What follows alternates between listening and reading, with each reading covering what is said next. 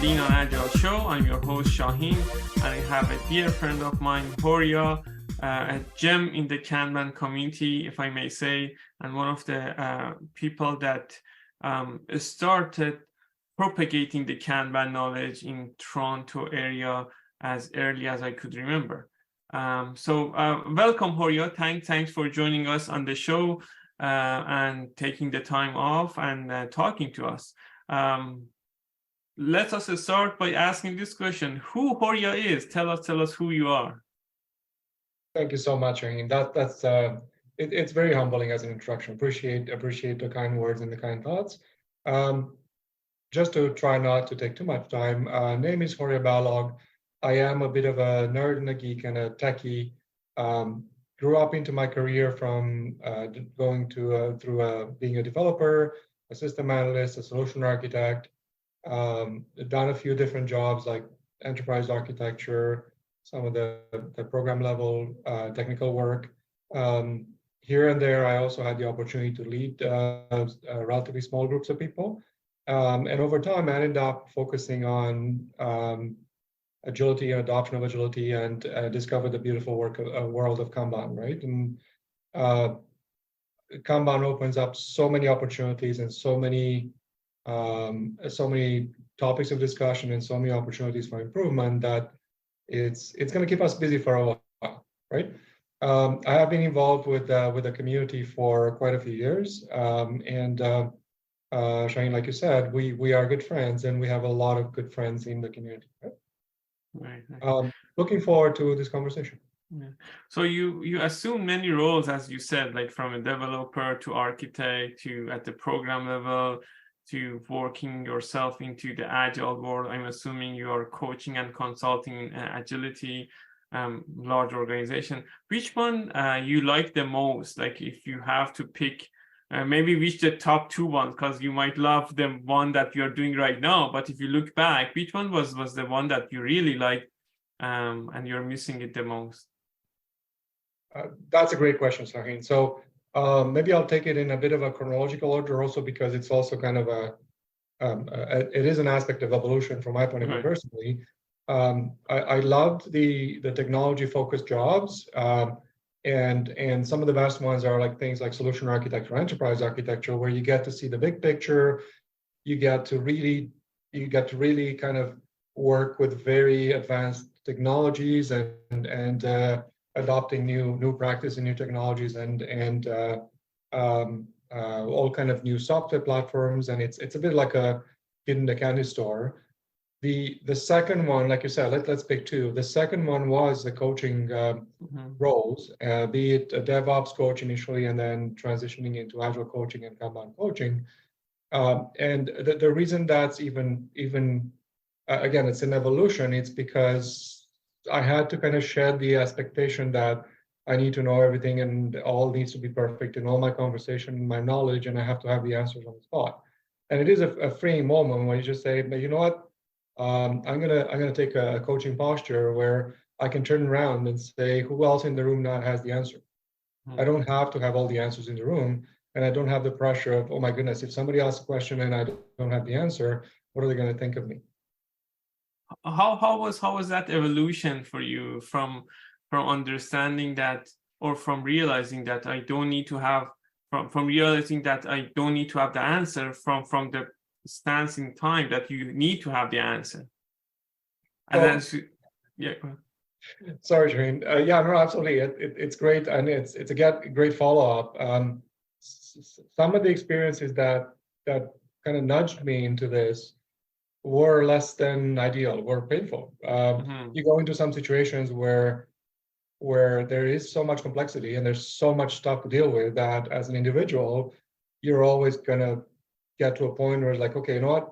That's it. I can do no more. I need to rely on other people. I need to teamwork. I need to open up a question and say, let's do a workshop, or let's do a visualization, or some kind of brainstorming to get to the next level. So that was kind of the trigger points, but eventually it came back to me to say, okay, Horia, so now look in the mirror, and what do you see? Are you going to stick with the assumption and the presumption that you know everything, or are you okay now to maybe park your ego outside of the building when you walk into an office and say, you know what, I'm bringing my knowledge and my experience here, but we'll need other people to come up with some other ideas and answers. Right. I love that you have whatever you talk about, what or whomever you talk to, you have the Kanban lens, you have the evolutionary lens, right? And from talking about your career, you're talking about it as evolution of yourself in this point. But looking back at your career, were there any big breaks in it, or any revolution in it that made you become the Horia that you are today, or it was just small steps of changes and move from here to there to become this great gentleman that I know?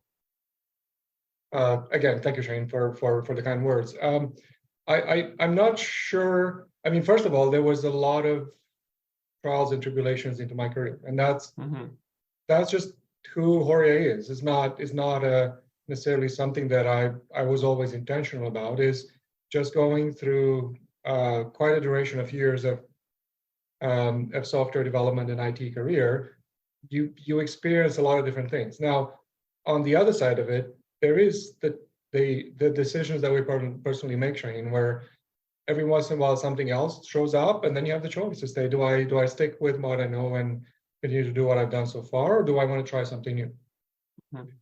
And those are defining moments. So again, I've tried, for example, where I pivoted. Actually, if anything, let's take an example where I changed my career one job to another one day, in about probably around the 2010, where I flipped from a pretty much waterfallish organization to a fully agile one.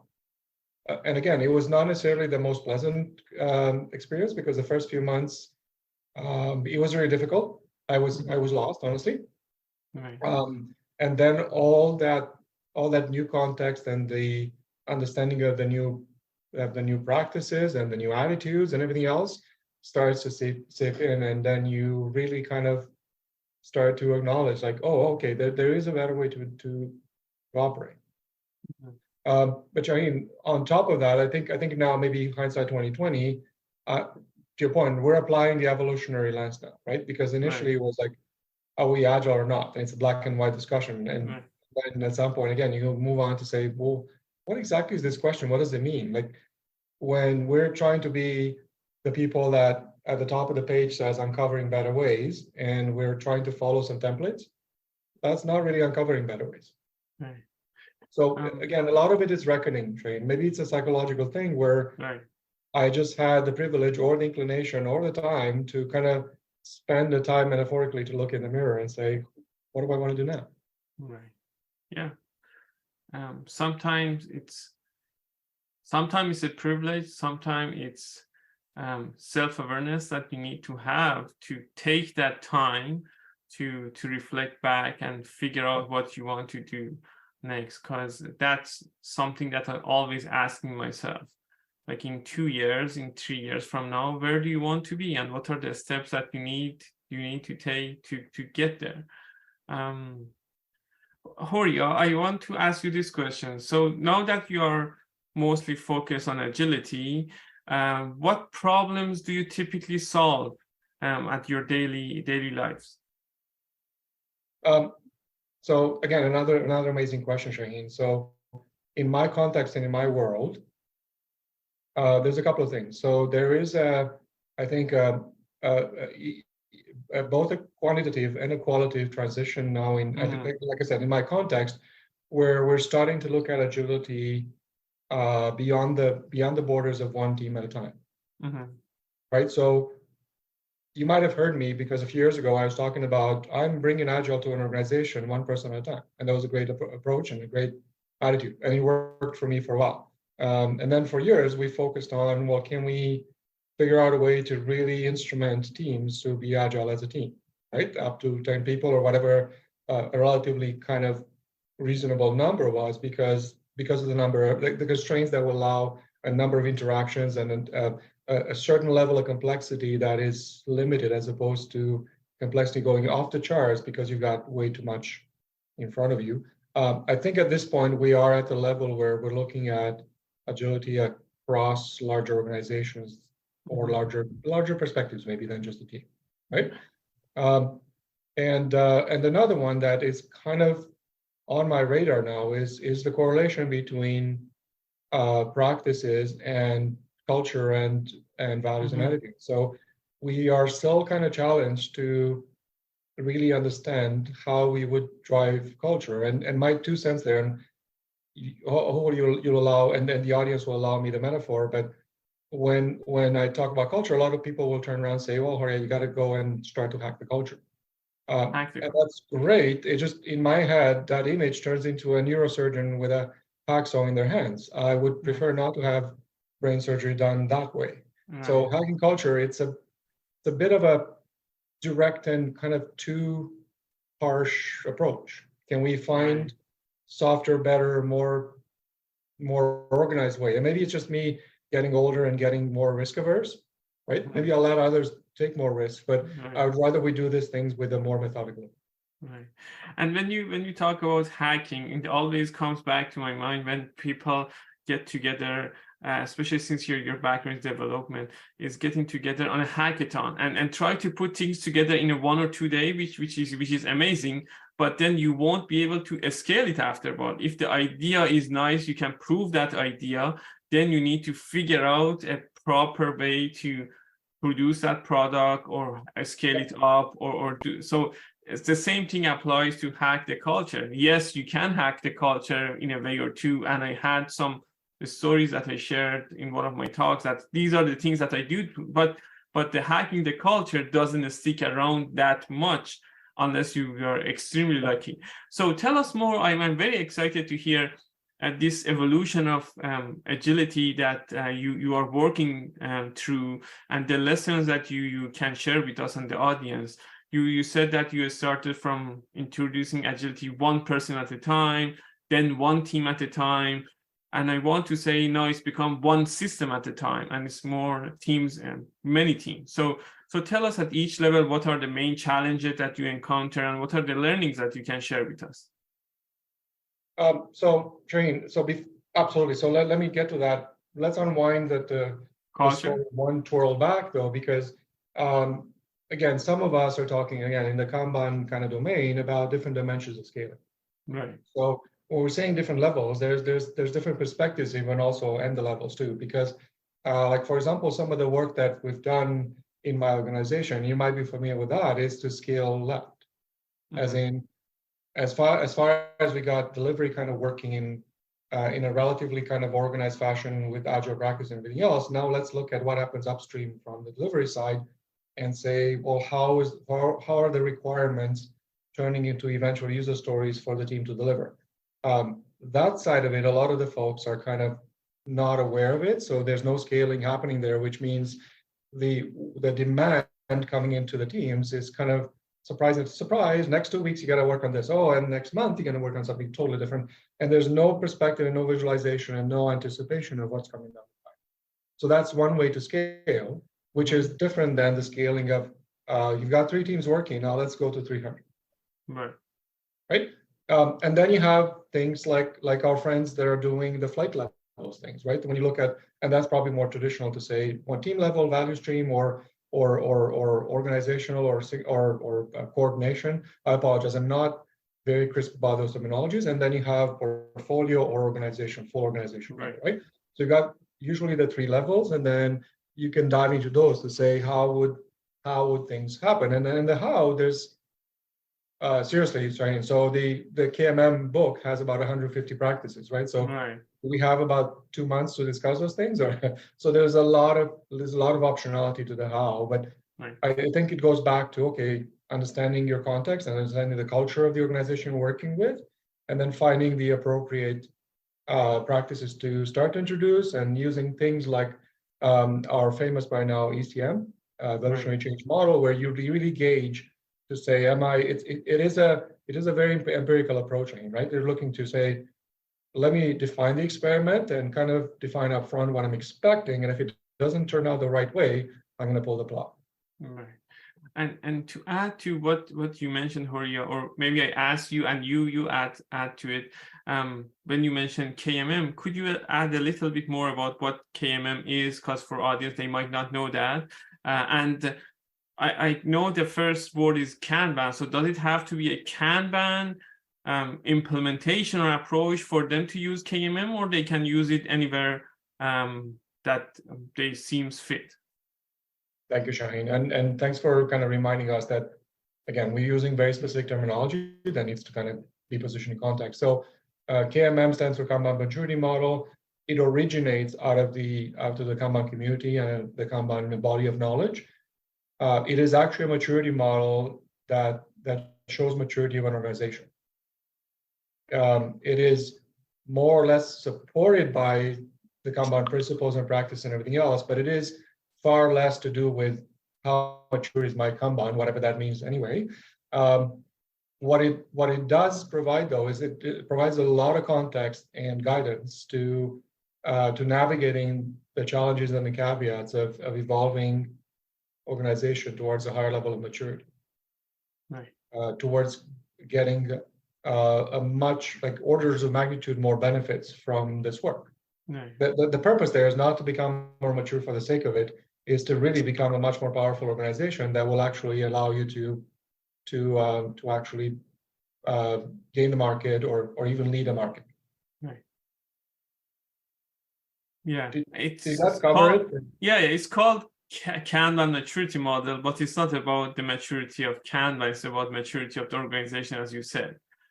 Thank you, Horia, for mentioning that.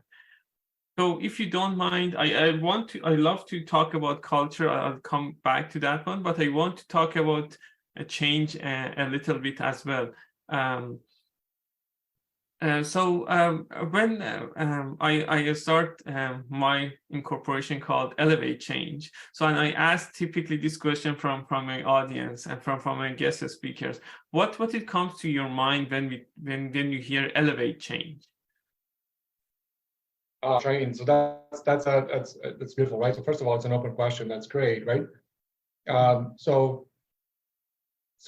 change is a reality that we live in. It's not an optional thing anymore. Like maybe our grandparents' generation, even our parents' generation, lived through that.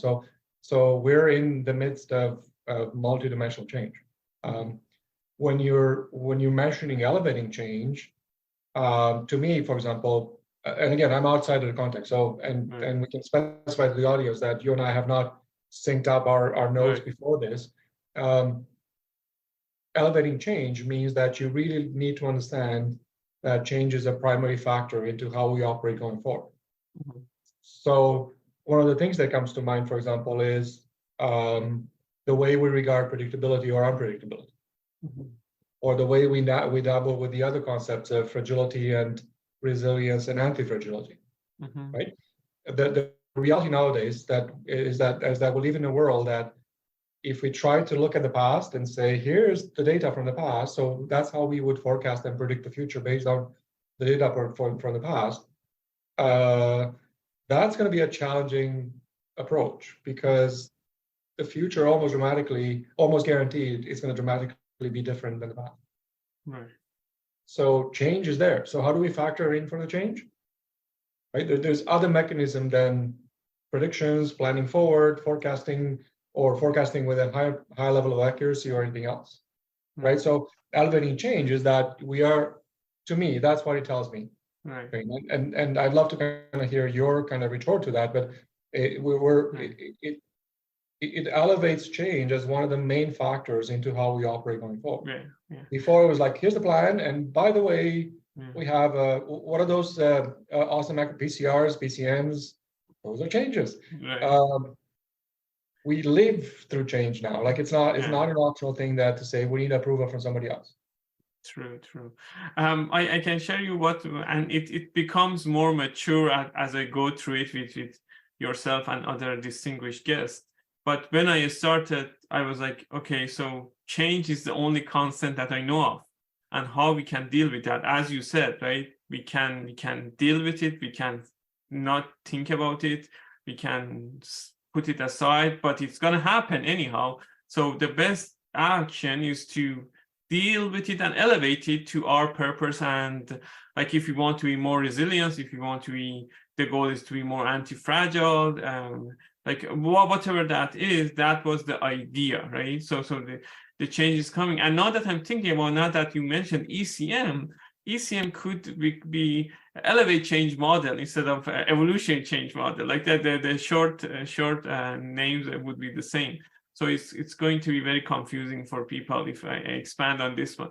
But so let's get back to the main core, the change, right? So you talk about predictability, you talk about resiliency, and if like you, let's say in your day-to-day life, like you are working on a project, you're working on a program, whatever that day-to-day is, how do you typically deal with change? Like there's some new change that comes your way, right?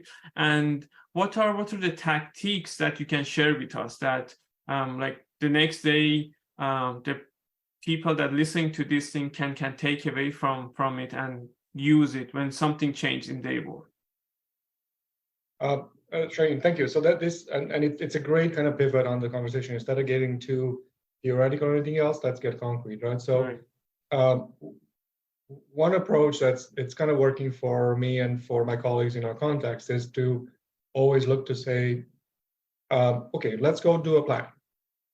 Put together a plan. It's maybe Horia not the agile coach, but maybe Horia the hybrid coach that's going to do some waterfallish kind of planning. And then we go in and say, great, let's put together a plan up front. And then we look at it and say, okay, so what's the level of confidence that we have in this plan? And somebody will come in and say with their chest all puffed up to say 90% confident we're going to deliver this. And then you start to unpack the assumptions and everything else to say, well, how did you put together a plan? Well, I got estimates. Well, are those estimates from different teams or from the same team? Are they effort estimates or are they elapsed time estimates? And so by the time you unpack those things in a few minutes, with all the respect and the painful experience of kind of impacting their self-confidence, but you're demolishing that plan for them. Right. The good news there is, Shaheen, is you have that deconstruction of the plan and that myth-busting situation at the start of the project, at the onset. Right. And then you say, great, now that we agree, we don't know, let's go and prepare for change. And that's maybe a simple way to say this is how you deal with change. It's like, we have a plan. It might be good, might be great, might be not so good. What happens if the plan changes? What happens if the condition changes? What happens if the constraints change? What are we going to do? And then you have a bit of like, and that's maybe again, Shane, maybe that's me growing older into a more risk-averse kind of personality to say, well, let me be a Boy Scout and assume that something will go wrong. What can I do then? Right. And you mentioned something that is very important and very hard to get to that point. Or I'm making an assumption, so let me ask you that question. The agreement for the people in the room or the people participating, not necessarily in the room, to say that we don't know what we don't know and let's move on with the plan. How would you find that agreement to come along? Again, great question, Shane. And that's the context that we need to unpack there. So one of the things that's relevant maybe is that I have been in the same organization for a while, which allowed me to build quite a, let's say, a high level of two things. One is maybe moral authority. People trust me that I know what on earth I'm talking about, and actually literally social capital. Right. So I've got enough social capital because I've gone through some of these experiences and more difficult kind of challenging situations, and then we pull through on the other end, and then people say, okay, well, there is a pattern here where every once in a while, if Horia is on these initiatives, things might turn out a bit better than usual. And over time, you have that context and that trust level, right? So everybody says without trust, there's little to no things that can happen, right? So once that you have that established, then you have the next level, to me at least, and that's showing that might be my personal mental model, but the next level up is context. Why on earth are we talking about? So what if I would come into a meeting where I've never discussed with these people and questioned their plan, then I'm in default and I'll probably be invited to leave the room. If I'm part of the construction of this plan, even if partially, and to say, let's look at it, let's understand, And at some point, we started to deconstruct it. Now that's a very different experience, right? So Shaheen, maybe this is, again, maybe this is my understanding, my approach to how to use those three dimensions of culture and social aspects of social innovation, social capital, and cohesion, right? So I'm looking at alignment, and then with alignment, I have cohesion, and then I'm also looking at trust and all the other stuff, which gives me social capital. Right. Does that make sense? Like, yeah, that totally makes sense. But again, I'm trying to ask you the question. I don't want to be repeating myself. Great that you got to this place, but what are the basic steps that you got for people that are listening to this podcast that they can do to get to this place? So you mentioned that a repeated success, I guess, in the things that you were working on, that they saw that when Horia is involved, we have a better outcome than when Horia is not involved. What else can you share with us that build towards this trustful environment that now you're part of? Perfect, thank you. So a couple of other things, Shaheen, and thanks for putting me back. You're right. One of them is again, the collaborative nature. So we talked earlier about finding the strength at some point to shed that pretense that we all have, that one of us has all the answers. So going into a room and as much as helping people and collaborating, but also kind of refining that skill of listening, right? So I find myself as well, if I am tired, that I will not pay attention and listen properly, and I'll talk past the person that I'm talking to or to the people that I'm talking to, right? So putting the brakes sometimes and just saying, okay, maybe I didn't pay attention, let me go back, and which is what we just did here, right? You pulled me back. So so collaboration, personal example. How do you operate in an environment? How do you find the strength to say, okay, you know what? If it's a project that's really in a challenging situation, can you provide a bit of stability and calmness just to walk in to say, okay, folks, what do we do next? I know it's difficult. I know somebody is under pressure. What's the next logical step to move this forward? Right. So that's one of my approaches, to say, if you bring a cool head to a hard situation, you can help a lot. Right. Yeah. Always kind of encouraging and recognizing your colleagues, right? Like most of the projects are not done. If I kind of smirk a bit, Shaheen, when people in very important positions say, I delivered this project, and you're sitting there like probably about 300 people that work with that person. Right. So, right? So a bit of humbleness, a bit of that kind to say, like, listen, let's all work together to get this past the finish line.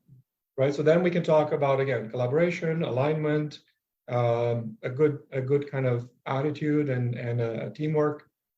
Are those some of the pointers? And again, they're relatively high level, but I would guess that people that listen, they would see, okay, well, in this case, I did my own thing, so I wasn't really a team player. They can make their own decisions, and they don't need to go and talk to anybody else. They just need to look in the mirror to say, well, what happened this week or yesterday? Yeah, completely true. And I love collaboration. That's the main mechanism to help untangle the system if there is any blockers, any blockages, any impediments. But one thing that I typically share with others, and I want to hear your thoughts on it, is that, as you said, like putting on the brakes, collaboration takes lots of energy and time. So you need to prioritize what to collaborate on. Like you don't have the bandwidth to collaborate on everything, right? So you need to, at some point, say, those things I don't care. Like whatever happens, it happens. These things I care and I trust someone to do them, right? Hey, Horia, I know you're on them. Like I trust you. Whatever the outcome is, I'm good with it. These things are super important. I need to be part of it. And like from myself is important, and from the goal that we have is important, and we need to collaborate on them. I see you're nodding, but share some of your thoughts on that, please. Shaheen, this is great. So again, another skill that it took me a long time to master, but as professionals, professionals, one of our responsibilities is to manage our own, I guess, our WIP limit, right? So what I regularly do is I will touch base with the powers to be, with whoever is kind of bringing work to my plate and to my team's plate to say, okay, well, do you understand the workload here? And if the workload gets over a certain threshold, we're going to say, okay, what else do we compromise on? Mm-hmm. Can we negotiate? Can we pull something back out of the work in progress because you're bringing something new? Are we going to compromise on quality?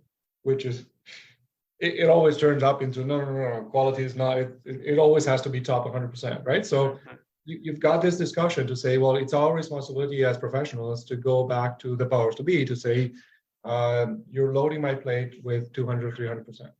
The only outcome of this, if we don't renegotiate the backlog, is Horia is going to burn out. Sorry, I speak to myself in first person because I don't want to apply to somebody else, but burnout is very real. And I don't know, Shane, you have a few years under your belt. I've burned out a couple of times in my career, not for me personally, not for my family, not for anybody else. So in order to avoid that, and to me, that's part of my job, not my boss's job. Yeah, and pandemic, something that it helped, or it actually forced us, most of us, into being burned out. I have seen in my social networks that we have now burnout coaches, that you are coaches that are going to help you with the burnout aspect of your life. So, and then I might have them on one of my guests. So anyhow, back to our conversations.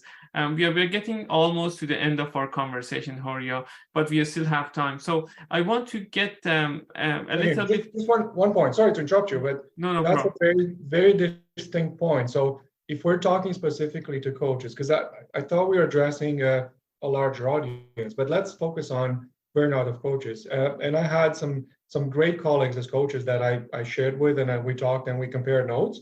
And a couple of times I had that discussion about self-care. As a coach, one of your responsibilities is, if you feel you're getting to a certain limit, that's, again, putting the brakes. Go hide in a corner, pretend you're booked with something else, and do whatever you need to do. Do your reflection, do your yoga, aligning your chakras and your energy, whatever it takes you to come back with a positive mindset. You cannot operate a coach when everything that comes out is negative. Yeah, completely true. Yeah. So as applied to the coaches, it's even more specific. The guidance is self-care. What is your self-care as a coach? And that could be, again, it's a very personal thing, right? Right. Yeah. Playing Call of Duty, heavy lift weighting, like whatever that could be. Go for a bike ride, go for a walk, go for a drink with your friends, whatever tickle your fancy. Yeah, true, completely true. Thanks for bringing that up for you. It's very important to highlight that. We do forget I forget it all the time, Jeremy. Like I thought for years I'm perfect, and for some reason I get the memo that I'm not. Yeah, true. So Horia, I want to ask you, throughout your whole career, were there specific people or several people that inspired you, and you want to mention them? Or were there any specific book or any talk that inspired you in a certain way that it's like important for you to share that with our audience? Thank you, Shireen. So here's a bit of a pivot on this one. So first of all, I got way too many names and titles of books, by the way. But the books is a separate discussion. But in terms of people, so I've got a lot of people that I thank for my advancement of my career and everything else. One of the latest, a few years ago, I would rather we identify a persona. And Shireen, you kind of know that because you and I spoke a few times. It's the typical KCP from a few years ago, AKC now. So an accredited Kanban consultant is a very special type of person. And it's already an emerging persona, because it's kind of still emerging. There's still a lot of stuff that we want to discover about this, but it's already fascinating because there's a lot of those emerging characteristics that are quite amazing. Like, they're passionate, they're extremely intelligent, they're sometimes nerdy and geeky. They dive into some of these topics that we studied in second year of university, and I still shiver at those classes. Like, so those are those are things that are not necessarily mainstream, but those drive some of us in that direction. And as you know, we're passionate about some of that work. And like I said, that is an archetype. It's a target persona that a lot of us would aspire to eventually become. And to some extent, maybe I'm still suffering from imposter syndrome, right? But it's something that we all like to build to say it's a constant innovator. Right. You're constantly reinventing not only the method or the body of knowledge or some aspects of it, but yourself too. Right. True. Does that make sense? So, I mean, yeah, I kind of avoided your question, but I think it's like we completely makes sense. We elevated the change. Yeah, completely makes sense. And AKCs are accredited Kanban consultants. That's I might butcher it, but that's, as you said, they're passionate people that pursue that very intelligently and with the true purpose, not just because you want to become an AKC. Like you can become KMP, KCP, many other certification, but this AKC title, as you say, is a persona that you are becoming part of, I want to call it, forces behind evolutionary change model for Kanban itself, right? These are the people that put thinking hats on, like talk to themselves, like, and as you said, they're passionate about, and that's what I get energy from too, as well. Awesome. Thank you, Horia. Is there anything that we wanted to talk about and we didn't talk about? Is there anything that you want to share at the end of our conversation that we didn't get a chance to talk about? Shane, so I don't know if you want to expand a bit more, but if not, we can leave it as, to me, this is maybe just another invitation to say, join this kind of awesome group of people, both in terms of the Agile and Kanban universe, and maybe some of these more specialized groups, to say, join this evolution/revolution, because we are revolutionizing the way we operate. We're revolutionizing the way we work and our management processes and everything else. So there is a lot of very exciting work for us. I'm guessing a large percentage of our audience, Shane, will be driven by these reasons, right? Right. And if our audience wants to get in touch with you, how would that be the easiest way? So connect on LinkedIn. Name is Horia Balog. Again, you can find me on LinkedIn, or email at horia@balog.com. Right. I think those are good enough for now, right? Right. And the other thing, Shane, I think as a community, I think we can talk not necessarily about the 6 degrees. It's probably like 3 or 4 degrees of separation. Right. Yeah, true. And to add to what you mentioned about inviting others to join this community, to share a personal note on this, my journey on becoming an AKC started with through this podcast as well. So I was going through, I always loved Kanban. I was using it. I become KMP, KCP. I took the KMM course. I embodied at one point in my career. I specifically called in to come there and become a Kanban coach for them. Prior to that moment in time, I had a conversation with one of the AKCs in Canada as part of this podcast, and he offered at the end of the podcast, if anyone wants, the same thing that you mentioned about community. He wanted to give back to the community because he was getting from community a lot. So he said that anyone that wants me to be the mentor, I'm more than happy. I took that upon him, and someone else, after listening to the podcast, took that upon him, and he was instrumental for me to become, first of all, successful in helping with the Kanban transformation with my new client, and becoming AKC. So when we say join this community, right, like the doors is always open, like, and the committee is always there for you to help upon anything that you need. So if you need Horia, you have Horia's contact information. I know he's immersely embedded in Kanban committee, and he's helping a lot. But I will be there as well if you guys need some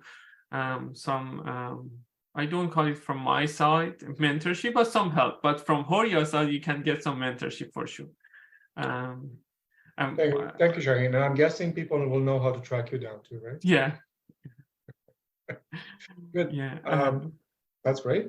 Yeah. So thank you, Horia, for your time. I appreciated taking the time, and I enjoyed the conversation. I hope you did, and I'm hoping soon to have you back on the show. Thank you so much, Shaheen, for the invitation. It's always